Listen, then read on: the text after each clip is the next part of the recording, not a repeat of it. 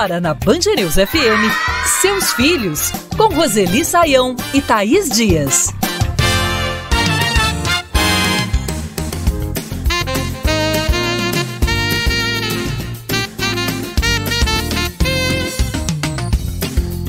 O Brasil pode ter até metade das crianças e adolescentes obesos ou com sobrepeso em 2035.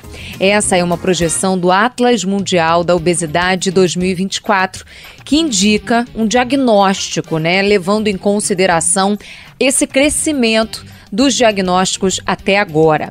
Esse levantamento ele indica que esse diagnóstico pode atingir, por exemplo, 20 milhões de crianças daqui a 11 anos. Especialistas apontam que a grande oferta de alimentos ultraprocessados e também o maior tempo nas telas tem contribuído muito para o cenário preocupante. 3 de junho é Dia Mundial de Combate à Obesidade Infantil e esse é o nosso assunto a partir de agora aqui no programa Seus Filhos. Eu, Thaís Dias, tô na área e junto comigo sempre por aqui, Roseli Saião. Tudo bem, Roseli? Tudo bem, Thaís. Sempre aí na defesa de nossas crianças, né? Exatamente. Vamos começar a pensar um pouco mais sobre esse assunto a partir de agora. Minha voz. Começamos com a participação do Cauã Dias, de 16 anos, diagnosticado com obesidade nível 3.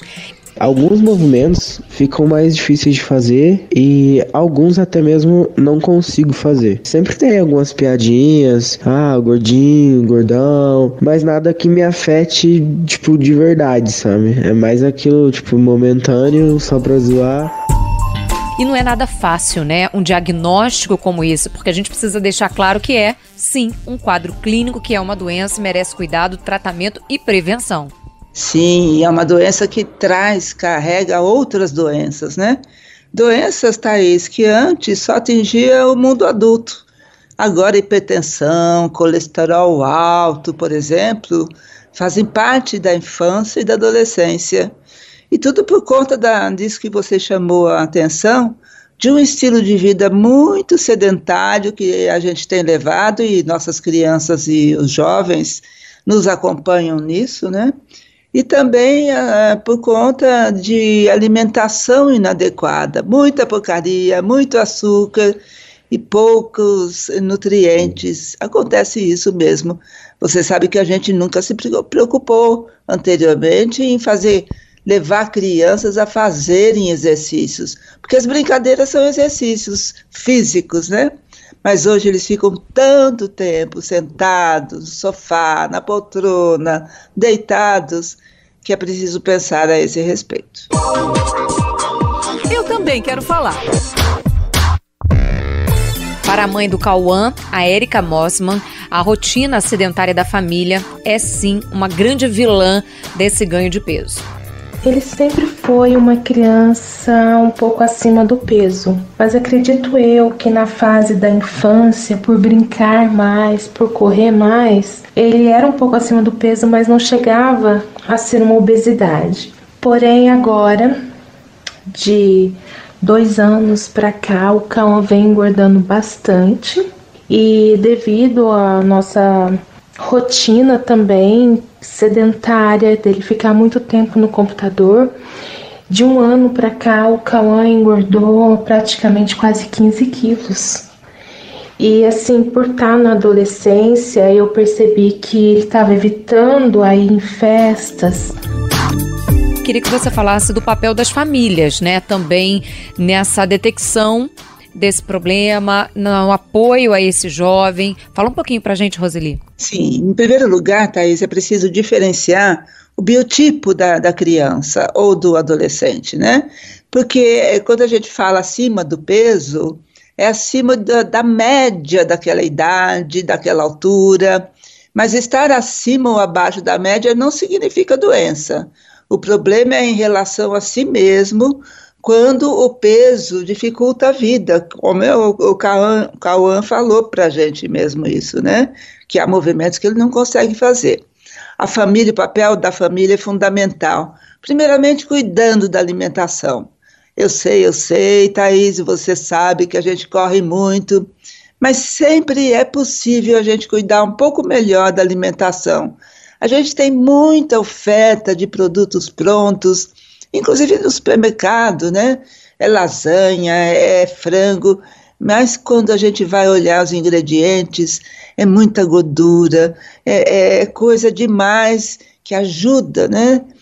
Nesse aumento de peso, e ele teve um aumento de peso considerável. Então, cuidar da alimentação e convidar para passear, para andar de bicicleta, para pular corda, tudo depende um pouco do tipo de relação que os pais têm com os filhos e o tipo de passeio que eles gostam de fazer. É importante sempre colocar em alguma brincadeira, alguma situação lúdica que faça exercício físico sem aquela ideia de que eu estou me exercitando. Para bom entendedor. Conosco por aqui o endocrinologista James Barbosa. Ele explica que há alguns sinais que devem ser levados em consideração, que devem ser observados em relação ao peso da criança. O que os pais têm que ficar atentos? Tá vendo que a criança está crescendo, que está ficando um pouquinho mais gordinha que as outras? Leve no médico, leve no seu pediatra e faça o cálculo. Como é que a gente reverte a situação? Educação alimentar. Os pais têm que educarem os filhos a comer da melhor maneira possível. Como que eles aprendem isso? Nas instituições de família, nos postinhos, nas UPAs, nos PSF, nos postos de saúde a família, a quais os médicos vão orientar a melhor maneira e o que comer e quando comer, de acordo com aquele cálculo da criança. Cada criança tem sua alimentação própria, conforme o crescimento de sua idade. Tem essa desconfiança, buscar um profissional de confiança, buscar esse pediatra, por exemplo, ou ebiatra que acompanha esse jovem, para que ele dê também esses caminhos a seguir, né? Exatamente. Olha, a orientação médica aí no caso é fundamental e a gente tem tanto na rede privada quanto na rede pública. É bem importante conversar com o filho, com a filha, para saber o que está acontecendo, se os colegas têm feito comentários, como ele se sente em relação ao próprio corpo. Tudo isso é importante porque, inclusive, a gente deve tratar isso com delicadeza, para não atingir a autoimagem, né, dos filhos. Isso é arriscado. E também para não acabar provocando um outro tipo de problema, né, que é aquela, não quero mais comer, não vou mais comer, e isso é problemático também.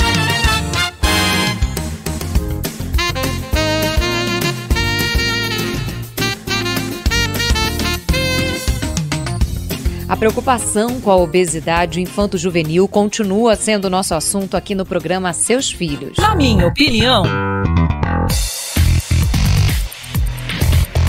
Com a palavra, Lidiane Silva, que é psicóloga especializada em crianças e adolescentes. A profissional explica a importância de um tratamento multidisciplinar contra a obesidade infanto-juvenil. Contamos com um nutricionista, terapeuta ocupacional, uma equipe multiprofissional para que essa reeducação alimentar e o emagrecimento seja lúdico, leve e eficaz, né? A gente diz que tem que ser mais simples possível para que a criança possa aderir o passo a passo desse tratamento. O trabalho em equipe, ele possibilita mudanças biopsicossociais para que a criança ou o adolescente possa obter qualidade de vida. É importante levar em consideração também, né, esse trabalho conjunto para enfrentar esse diagnóstico, e a questão da saúde emocional, ela pode estar muito atrelada a isso, né, Roseli? Muito, bastante. Quando afeta a saúde, né, eu sempre gosto de lembrar que afeta a saúde física, mental e social. E essa é uma questão que claramente a gente percebe os efeitos, né, nas três facetas da saúde. E esse trabalho conjunto deve contar com a família, né? Porque se a família não come bem, vai ser difícil fazer reeducação alimentar com os filhos. Me conta uma história. E tem dica chegando. Qual é a sua indicação sobre esse tema, Roseli? Eu vou indicar um livro que pode ser lido pelas crianças, é dirigido a crianças, mas os adultos vão aprender bastante com esse livro também. O título é Obesidade Infantil, Comer, Dormir, Brincar. A história da criança que, para emagrecer, queria parar de comer. Repete pra gente então, Roseli. Obesidade infantil, comer, dormir, brincar. A história da criança que, para emagrecer, queria parar de comer.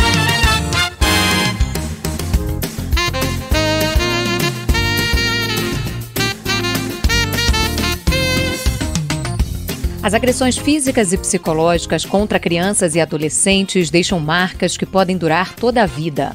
E nunca é demais reforçar que nenhum tipo de violência é educativa. Aliás, é crime qualquer tipo de agressão contra esses jovens e as penas podem variar de acordo com a gravidade da situação. Apesar do reforço na legislação e de campanhas de conscientização, ainda é muito comum a normalização desse tipo de atitude. Só para vocês terem uma ideia, um levantamento recente da Fundação José Luiz Egídio Setúbal e do Instituto Galo da Manhã mostrou que 52% dos pais reconhecem já ter apelado para palmadas ou tapas. Proteger esses jovens é responsabilidade de toda a sociedade e, por isso, abrimos espaço aqui para tratar desse assunto no programa Seus Filhos. Afinal, 4 de junho é Dia Mundial contra a Agressão Infantil. Minha voz. Uma ouvinte que preferiu não ser identificada fala sobre os impactos de ter sido agredida fisicamente durante a infância. Quando eu tinha 8 anos, eu tomei uma surra do meu pai porque eu levei bilhete na escola. E eu fiquei uma semana sem conseguir andar sozinha, sem conseguir sair da cama. E desde essa surra eu sempre tive muito medo de apanhar durante a minha vida. Nunca quis entrar em briga física, nunca foi necessário, mas eu sempre tive pavor dessa coisa de agressão física. Isso me fez obter um medo do meu pai muito grande, muito maior o medo do que o respeito que eu tinha por ele.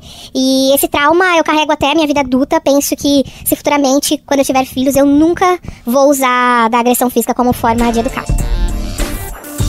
Eu acho que esse retrato trazido, por essa ouvinte que preferiu não se identificar nessa fala, ele fica muito claro, Roseli? Não existe isso de violência educativa de qualquer tipo, De nenhum tipo, A gente ouve até hoje muitos pais e mães dizerem, mas um tapinha só, educa. Não, não educa. Ao contrário, leva a ideia para a criança de que a agressão, a violência podem ser praticadas a qualquer momento e com qualquer pessoa. Não pode. Para que haja civilização, para que a gente possa viver em sociedade, a gente precisa entender que é preciso não violência. E quando a gente educa uma criança, a gente quer educar um ser que vai melhorar o mundo quando for adulto. Bater não vai resolver nada, vai piorar. Para bom entendedor.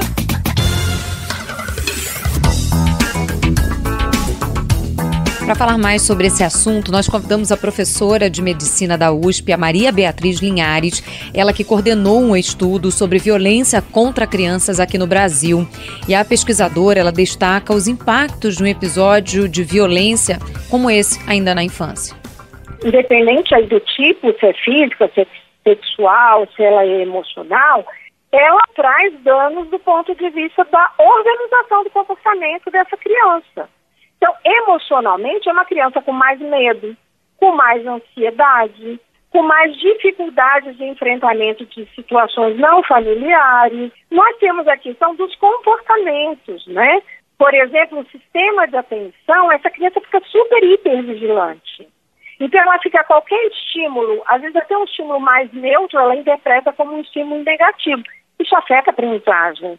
Isso afeta a relação da criança com os outros e com a aprendizagem. Roseli, quem está no entorno? Como apoiar, como acolher, como realmente mudar uma realidade como essa, desse impacto, desse trauma que fica depois de uma agressão? E sempre há pessoas no entorno, porque grande parte das agressões contra as crianças, contra essa violência física ou mesmo emocional, acontecem no grupo familiar. Olha que loucura. Às vezes é por impaciência dos pais, falta de tolerância, por vários motivos, Mas é bom saber que toda vez que um adulto bate num filho, é porque o problema é do adulto e não aquilo que a criança fez ou deixou de fazer. É importante que a gente converse com quem agrediu, primeiramente, é o primeiro passo, né? Para fazer essa pessoa entender que tem gente de olho nessa criança, cuidando dela. E o segundo passo é, se não tiver outra alternativa, fazer a denúncia, porque senão essa criança vai sofrer muito.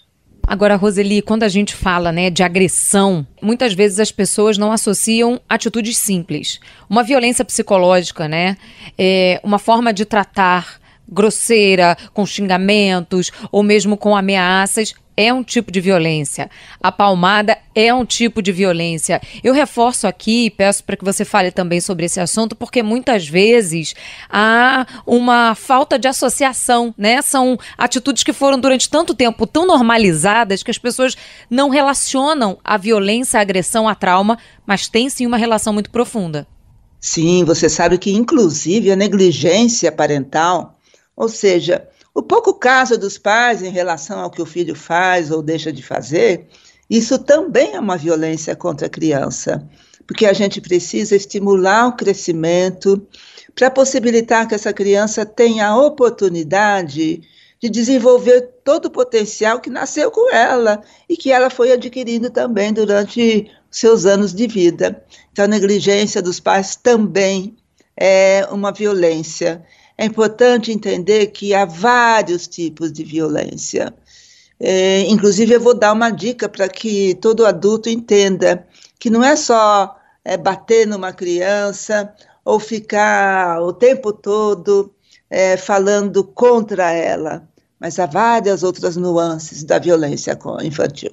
Roseli, e as escolas, né? Como são aqueles espaços importantes de convivência com crianças, com adolescentes, elas podem atuar de alguma forma também na proteção desse jovem? É fundamental porque é missão, né, da escola, não apenas transmitir conteúdos escolares, mas também formar pessoas que saibam ter uma boa convivência. Isso se aprende na escola.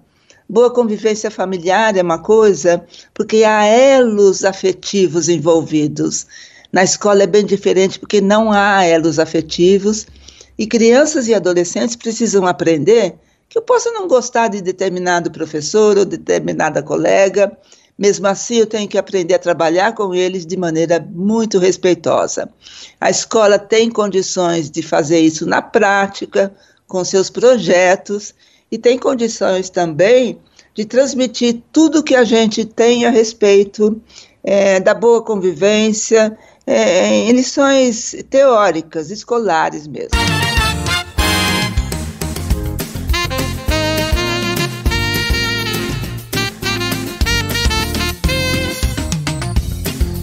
O combate à violência contra crianças e adolescentes continua sendo nosso assunto aqui no programa Seus Filhos. Eu também quero falar. Por aqui agora conosco a Gislane Aquino, que faz parte da Comissão de Direitos Humanos da OAB na Paraíba. Denunciar é muito importante e qualquer pessoa pode realizar, é de responsabilidade de todos os adultos envolvidos a observância e denúncia, porque através dessa denúncia é que poderão ser tomadas as medidas jurídicas cabíveis para averiguação e, sendo confirmada, a punição dos responsáveis pelo abuso. Com a denúncia também é possível prestar o auxílio necessário às vítimas, desde o acompanhamento médico-psicológico até o afastamento da vítima do ambiente de abuso, bem como do agressor. Essa denúncia pode ser feita pelo Conselho Tutelar ou pelo Disque 100. Vamos navegar!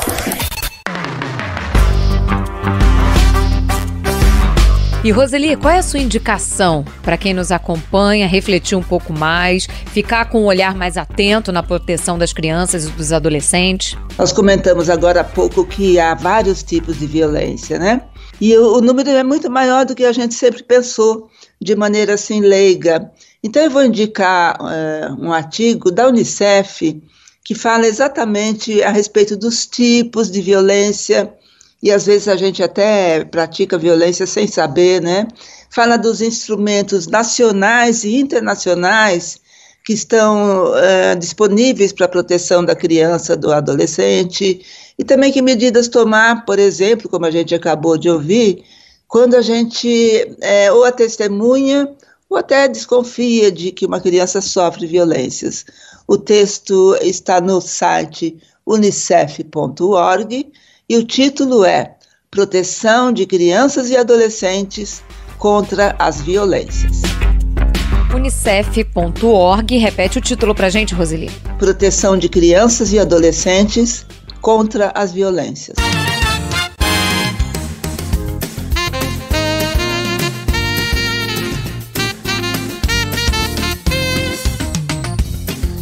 Em tempos de tragédias climáticas cada vez mais frequentes no Brasil e ao redor do mundo, falar de meio ambiente e sustentabilidade é mais do que essencial. Diante de constantes mudanças no clima, de fenômenos cada vez mais severos, da preocupação com o futuro do planeta, ganha espaço também no debate público a discussão sobre ansiedade climática ou ecoansiedade. E com a aproximação do Dia Mundial do Meio Ambiente, que é celebrado no dia 5 de junho, abrimos aqui espaço no programa Seus Filhos para falar sobre a importância da discussão desse tema em sala de aula, em casa, na sociedade. Afinal, é função de todo mundo preservar a natureza. Vamos juntos por aqui. Para bom entendedor.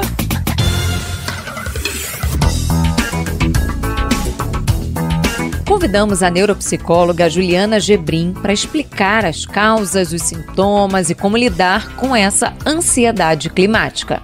A ansiedade climática é uma forma de ansiedade causada por preocupações com mudanças climáticas e suas consequências. Ela vai se manifestar através de uma preocupação excessiva com o ambiente, sintomas como insônia, fadiga, mudanças comportamentais. Para lidar com esse tipo de ansiedade é crucial a pessoa equilibrar informação e ação. Então, informar-se por fontes muitas vezes confiáveis, sem seguir fake news, participar de iniciativas ambientais e ter práticas ali sustentáveis para ajudar a ansiedade em ações positivas.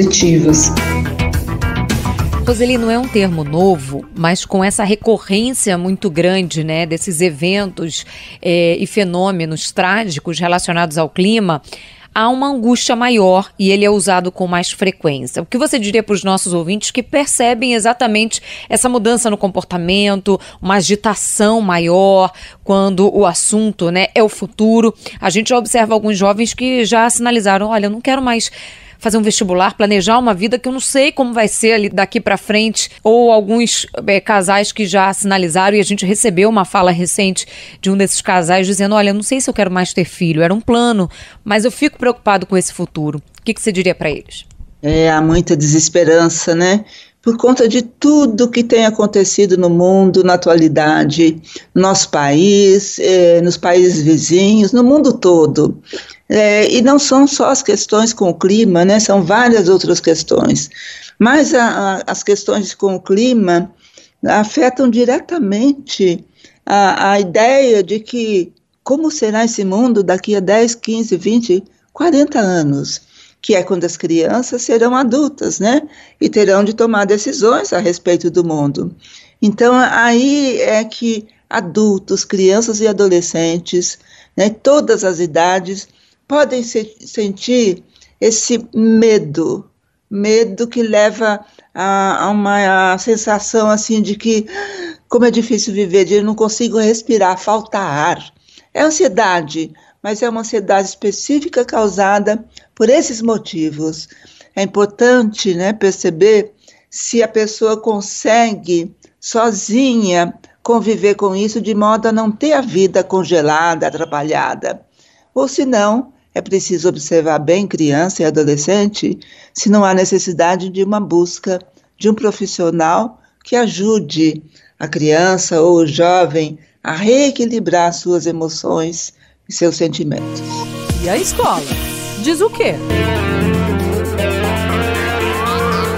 Com a palavra, a professora Fabiana Monteiro, que explica como leva esse debate sobre o tema para a sala de aula. Sou professora de Química em uma escola de ensino médio e trago para mim o compromisso de levar para dentro da sala de aula temas que permitam aos nossos estudantes repensar hábitos de consumo, para que possamos, de maneira individual e também coletiva, promover um estilo de vida mais sustentável. Nossa visão como sociedade precisa mudar e para isso é necessário compreender que não estamos de fora como meros espectadores. Cada um de nós é também natureza. Será somente por meio da educação que conseguiremos atenuar os diferentes impactos sobre o meio ambiente. E a escola é fundamental nessa discussão, né, Roseli? Ainda na infância, depois prolongando pela adolescência, é um espaço aberto para criar essa consciência. Sim, uma consciência crítica a esse respeito, porque há todo um conhecimento já formal, organizado, para sustentar essas posições. E em casa também não precisa, né, desse conhecimento teórico, mas é bom lembrar, né, que a gente tem recursos na própria internet que ajudam a gente a conversar com os filhos a respeito do que a Fabiana trouxe, que é o consumo consciente. Ter um consumo consciente pode começar na família, deve começar na família e continuar e ser complementada na escola. Eu também quero falar. Com a palavra, o produtor rural Marcelo Pereira, que é pai do Carlos, de 15 anos. A gente aprendeu a trabalhar na roça com um costume antigo, né? Que quanto mais perto da água a gente se plantasse, mexesse, melhor era pra gente. Mas aí, com o conhecimento que os filhos da gente vai aprendendo, vai organizando com as palestras na escola, conversa com a gente vai prestando atenção que o que a gente vai fazendo é errado, né? A gente começa a aplicar a maneira correta, o jeito de trabalhar, fazendo o plantio, o cercamento da propriedade, não deixa o gado andar lá mais, para evitar o pisoteio das nascentes, aí a gente vai vendo que a gente fazia tudo errado, né? E agora a gente vai ouvir o Carlos, que é filho do Marcelo.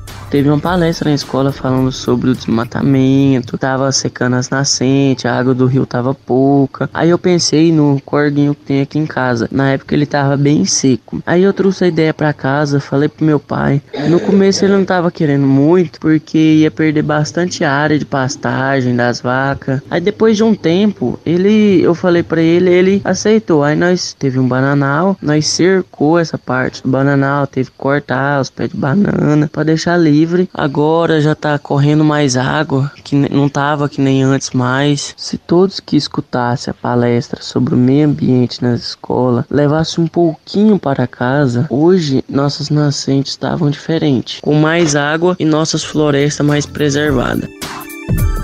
Coisas lindas. As gerações aprendendo uma com as outras, abrindo os horizontes para essa chegada de novas descobertas. Isso é muito importante, né, Roseli? É porque muitos pais e mães, Thaís, cresceram num mundo que não se ocupava desse tema. Parece que não tinha importância alguma, né?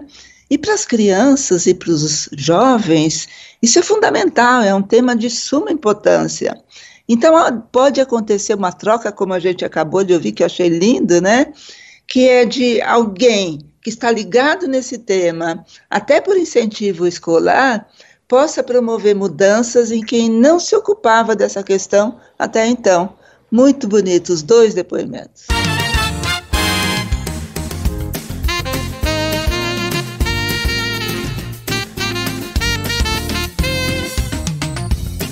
Esse é o programa Seus Filhos e continuamos por aqui falando sobre consciência ambiental, ansiedade climática. Vem com a gente porque agora é hora de dica. Me conta uma história. Qual é a sua indicação, Roseli, para a gente pensar um pouquinho mais sobre esse assunto?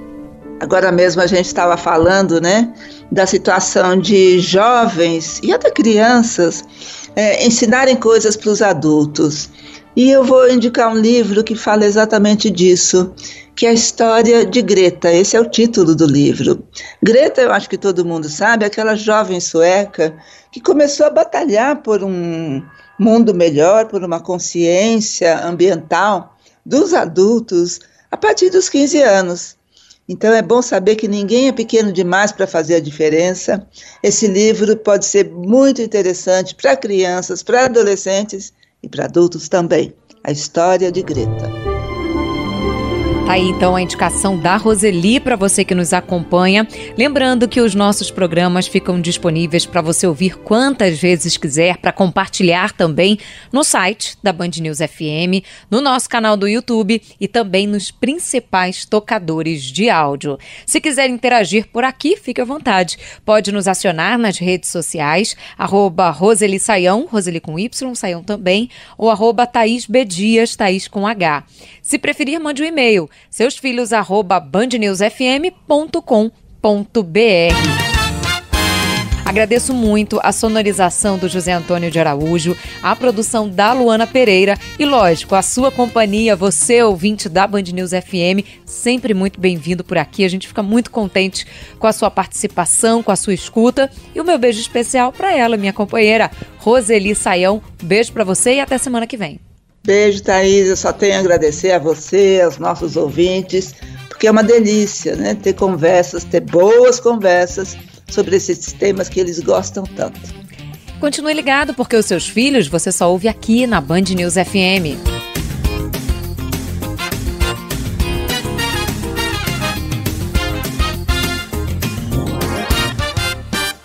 Você ouviu Seus Filhos, na Band News FM.